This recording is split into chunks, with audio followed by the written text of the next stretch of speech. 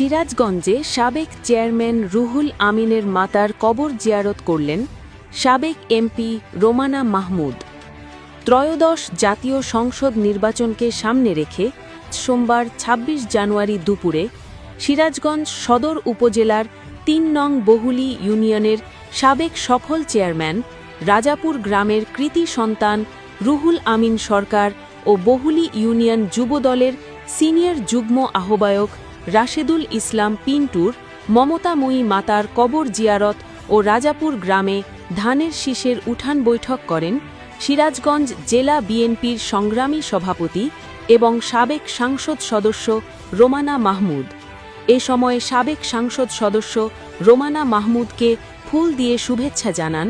সাবেক সফল চেয়ারম্যান রুহুল আমিন সরকারের সুযোগ্য সন্তান মোহাম্মদ সাদমান আমিন, সাদমান সাম্য, নির্বাহী সদস্য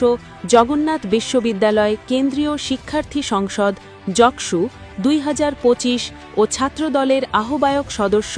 জগন্নাথ বিশ্ববিদ্যালয়। এ সময় জেলা বিএনপির সিনিয়র যুগ্ম সাধারণ সম্পাদক ভিপি শামীম খান, বহুলী ইউনিয়ন বিএনপির সাবেক আহ্বায়ক ও বহুলী ইউনিয়নের চেয়ারম্যান ফরহাদ হোসেন, জেলা বিএনপির অর্থনৈতিক বিষয়ক সম্পাদক ও বহুলী ইউনিয়ন বিএনপির সদ্য সাবেক সফল সভাপতি জনাব এস.এম. রেজাউর রহমান ফিরোজ, জেলা যুবদলের ভারপ্রাপ্ত সভাপতি মোহাম্মদ আল আমিন হোসেন, জেলা ছাত্রদলের সভাপতি জুনায়েদ হোসেন, সাবেক সাধারণ সম্পাদক হায়দার আলী সহ সকল অঙ্গ ও সহযোগী সংগঠনের নেতাকর্মীরা সহ বিপুল সংখ্যক মা বোনেরা উপস্থিত ছিলেন। অনুষ্ঠানে বক্তারা সিরাজগঞ্জ ২ সদর ও কামারখন্দ আসনে জাতীয় সংসদ সদস্য পদপ্রার্থী বাংলাদেশ জাতীয়তাবাদী দল বিএনপির মনোনীত বিএনপির স্থায়ী কমিটির অন্যতম সদস্য